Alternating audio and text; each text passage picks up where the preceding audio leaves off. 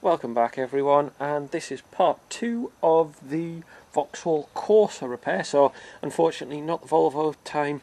We need to get the Corsa working because that's my wife's car and we need that to take the kids to school, things like that. So after the coolant issue we identified, first of all a word of warning, don't follow the Haynes manual too closely, because otherwise what will happen is you'll end up buying this part, and the more observant of you will notice that says housing. This is just a coolant housing distribution. Now, in part of the manual it suggests that this contains the thermostat, and this I'll show you as we look into the engine from the front is on the right hand side. So I'll show you where that goes. So I bought that part and there's a sensor in there. So I bought that bit and then I realised that there's no thermostat in there. So I then bought the thermostat, which I think I showed you on the last video, which goes at the left hand side in front of the pump. So I'll go and show you where that goes on the car.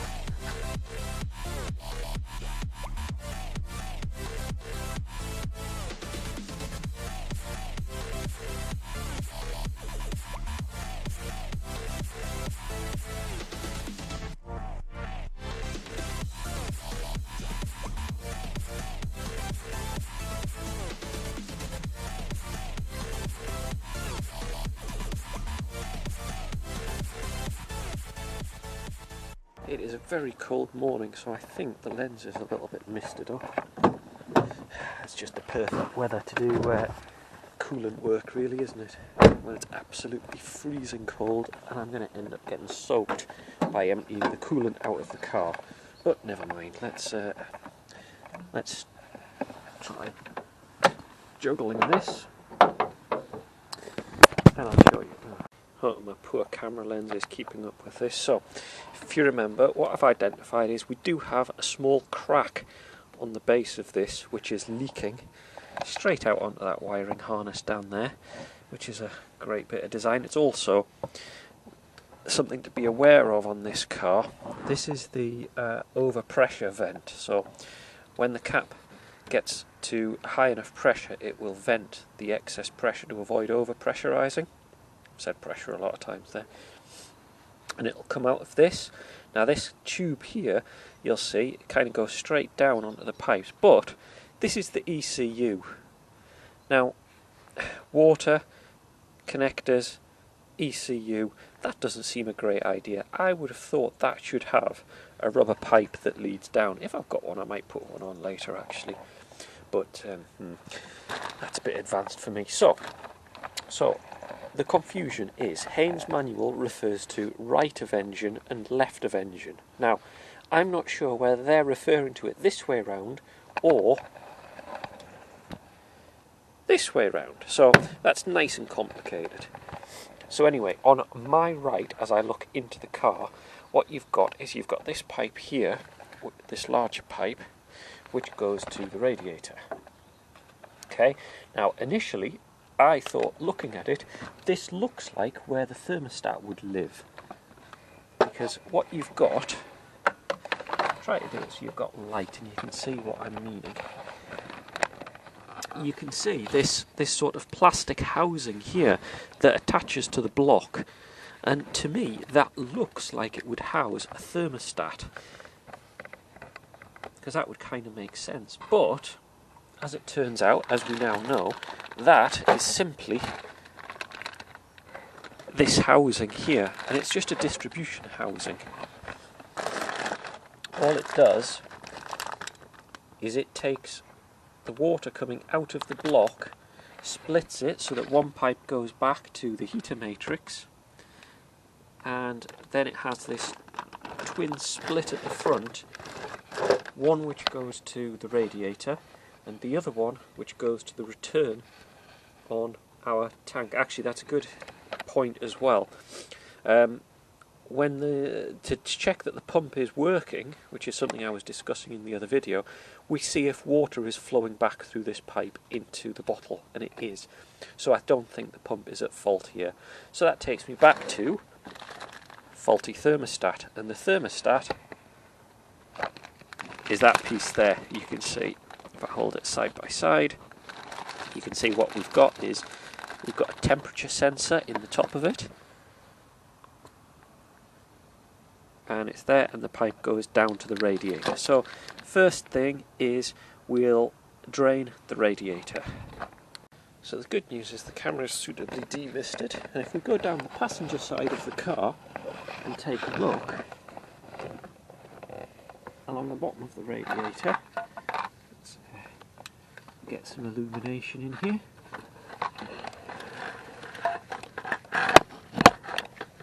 We can see a drain plug.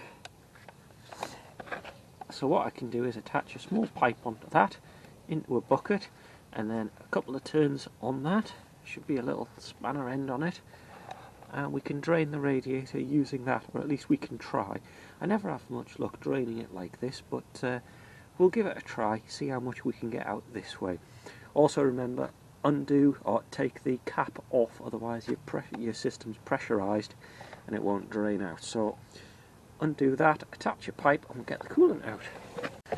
Now it's quite an awkward spot to see, but you can see I've attached a drain hose onto it, and you can see that I've tried to undo, but it's a nylon nut and it's solid. Now whoever designs these, I really have no clue why they think this would work. How on earth are you supposed to get a grip on a nylon nut, undo it without completely rounding it off? Now what I could do is I could get a pair of mole grips on it, grip it, squash it and open it and ruin it and replace it, but I don't have a replacement one. So I think what I'm going to do is give up with that method. I'm going to drain it using the old method of pulling the lower hose off the radiator, and we'll just let it pour out that way. So I better get my catch can ready and we'll go and do it that way instead. First thing is to move the clip, and the way I do that is using a pair of these. Probably can't see a thing, but to squeeze the clip and move it along. So now what I can do is start to ease the pipe off and then get the catch can under ready.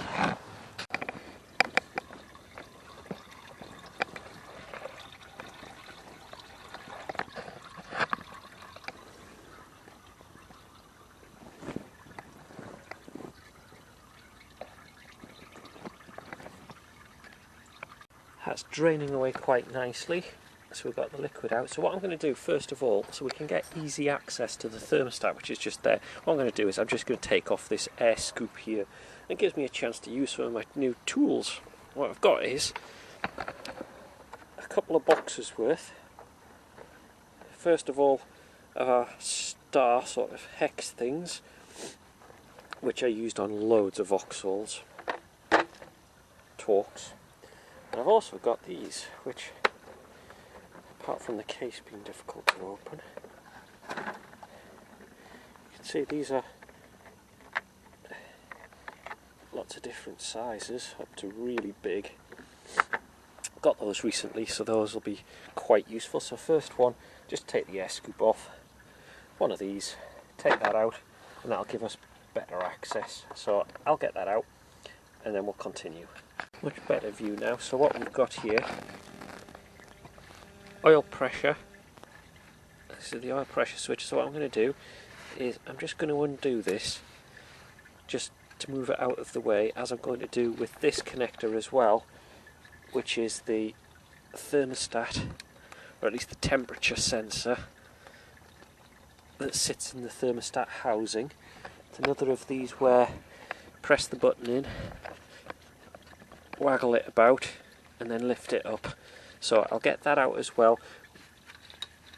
I'll also get this other sensor out the way, just so then we can move these out of the way and we can get all three connectors out. Now they are actually colour coded, so they're okay, and they're different sizes, so they're straightforward. Now looking here, we do have quite a bit of oil around here. I think what we've got is a rocker cover oil leak, so that might be one for the future. But let's stick to one problem at a time. 3 hex sockets, and we should be able to take this out. Let's get the pipe off.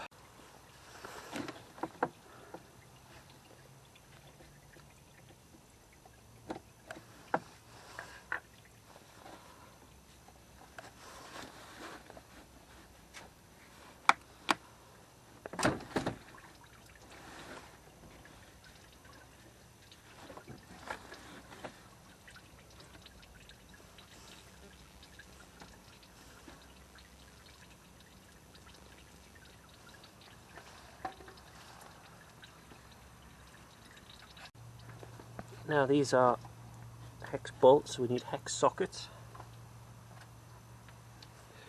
This is why working on different cars you need so many different tools. You can see this is what we're after. That looks about right. Yeah. That's what we need. Let's get those cracked open.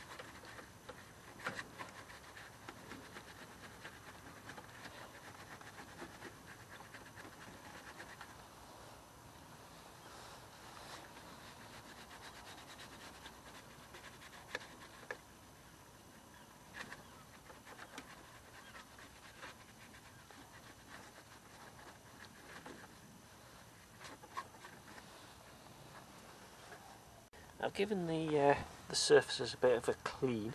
Don't want to use anything too abrasive. What I did use was an old toothbrush just to get some of the old material off, because obviously we want this to have a good surface to mate, because we don't want any leaks coming out of here afterwards. So there we go, and what we can do is we can get the new thermostat fitted. You can see it's got a gasket around it, so we shouldn't need to put any gunk on it, and we can fasten that on and get that in place.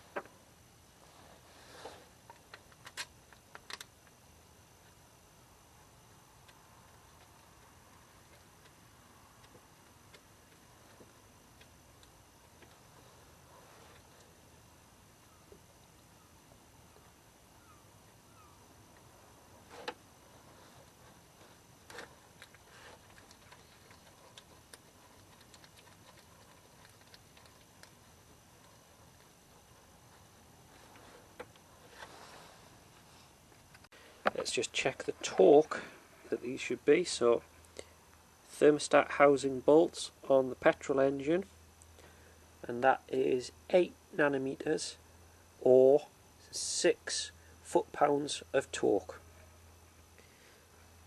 So there we go, we can set our torque wrench and we can get those tightened up. I got a bit excited and a bit ahead of myself, because what I want to do is I want to do a coolant flush. So I do actually want to flush the radiator. Now I've got the bottom hose off, so what I'm going to do is I'm going to flush it by filling up here and the top water, and just flush some water through the radiator, just get rid of any junk that's accumulated, just so that it's a bit of peace of mind. We also need to tackle the problem of the crack on the bottom of here. Unfortunately, I did order a replacement one of these. You can get them about £20–30, but typically it hasn't arrived in time, so that's going to have to be a bit of a bodge. I think take it off, maybe see if I can use some sealant on the underneath of it just to fasten it up. So we'll take the bottle off, let's get the coolant flushed, then, because we need to take the thermostat back off to do a coolant flush, because otherwise the thermostat is shut, won't allow liquid to flow through the engine block or anything like that. So before we get overexcited, let's get the new thermostat back off again and get the coolant flushed. This is the expansion bottle. I've given it as much of a clean as I can, and it's going to end up pouring water all over my bench, but never mind. So looking underneath, I think this is another of the problems we've got. Very slight hairline stress crack along there. Now when I put my nail on it, I can feel that it's cracked, and actually you can see stress marks along here as well. Now unfortunately the replacement one of these hasn't arrived. I need to get the car up and running, so what I'm going to do is I'm going to try putting like a gasket sealant on that, just to try to hold it. I mean, it's not pouring out, and if I'm careful I'll probably be okay a few days until the replacement arrives. So I'm going to do that, let that set, and hopefully we can then put the whole thing back together. Yeah, simple as that. You'll have seen me use this stuff before on the channel for various leaks and things. It's quite good. Air does not shrink, adheres to most surfaces, wet or dry. Not suitable for bitumen or felt, but other than that, curing time an hour. I think this stuff is probably my best bet. So what I'm going to do is I'm just going to smear some of this along that line, pat it down, and then leave it to dry for the next hour or so. So let's just squidge some of this on.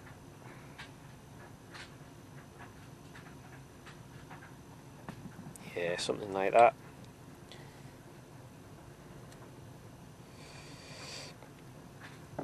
And I'm just going to push it into the crack like this. Not sure how well it'll seal with it being on so thick, but there we go. Right, we'll leave that.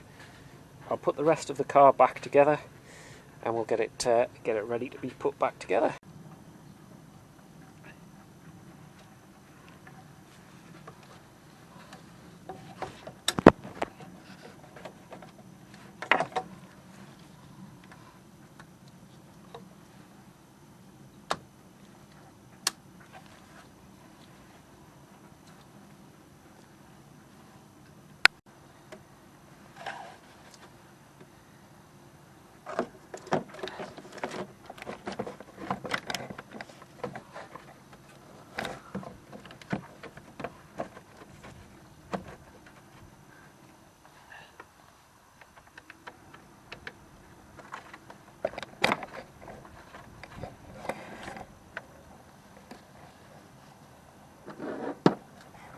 In this video you'll observe many things done out of order. I've taken the air scoop back off again because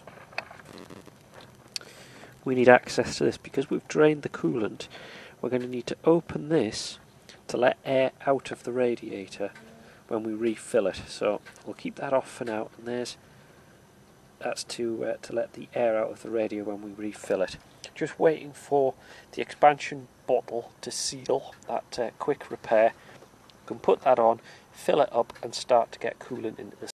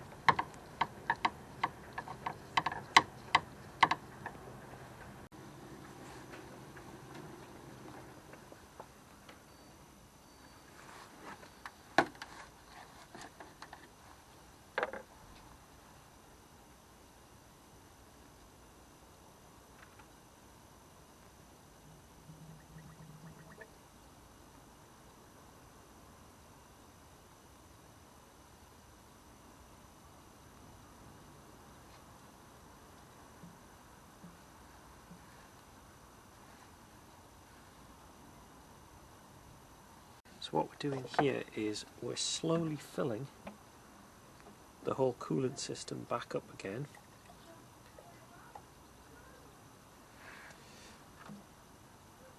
As we do this, we're keeping an eye on the drain plug here, as when the radiator fills up, we'll start to get coolant out of that plug, and then we can tighten it back up.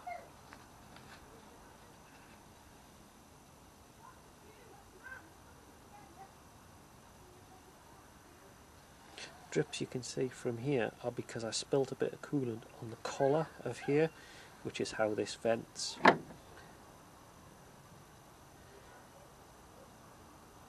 Go and look up and see how much we should be expecting. We can get an idea of how much I should be filling this up with. It's a 6.6 litre capacity, and in this is 5 litres. This was about 3/4, so I'm expecting this plus some more to fill up. Now you can see the header tank, hopefully the header tank is actually quite full, but it's just slowly draining. So what I'll do is squeeze the pipes to help circulate it a little bit easier.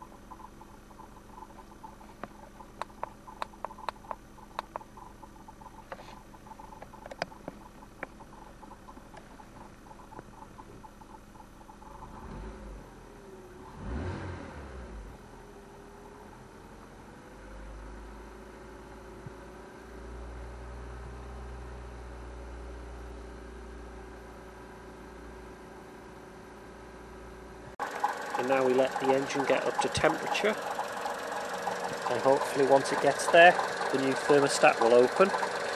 The only thing that I have noticed is the noise,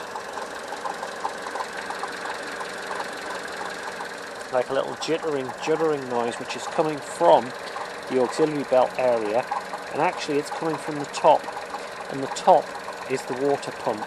So, as I think I suspected in the first video, that we may also have a problem with the water pump, which, if that's the case, then the water pump is going to need to be replaced as well.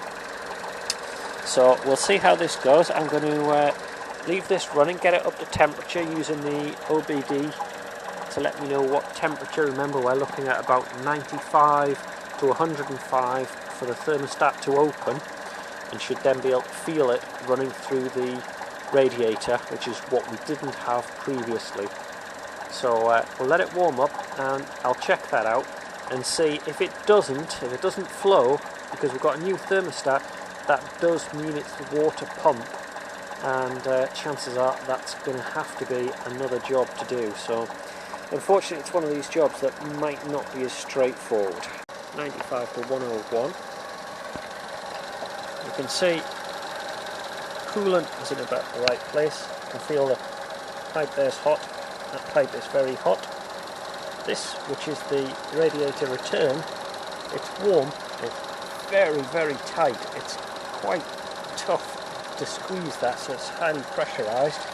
Now down here, very carefully, that pipe is stone cold. Now I would have expected that to be getting hot by now, because the thermostat should be open. And that's starting to play more into my thinking that actually it's not the thermostat's fault, it's the pump. Because although this water's hot, which it will be, I don't think it's pumping it through the radiator, so I'm not so sure. The final verdict, been for a bit of a drive. You can see I've still got water in the water bottle, all good. Looking relatively dry. Remember, I do still think I've got a bit of a leak in the water bottle until we change it. Sorry, the expansion tank. But the good news is all of the pipes are hot. This pipe here is nice and hot, and the main one down here, this, try not to burn myself, that is nice and hot, and actually you can just see a little bit of the radiator just there, and touching that, that's nice and hot as well. So actually I think we might have solved our problem. So I think that is where we're going to leave it this time. Thank you so much for watching. Hopefully this has been of use to you. Pop some comments down below, let me know what you think of my terrible attempts at fixing it, and next time we'll check this out, and I'll see you in the next video.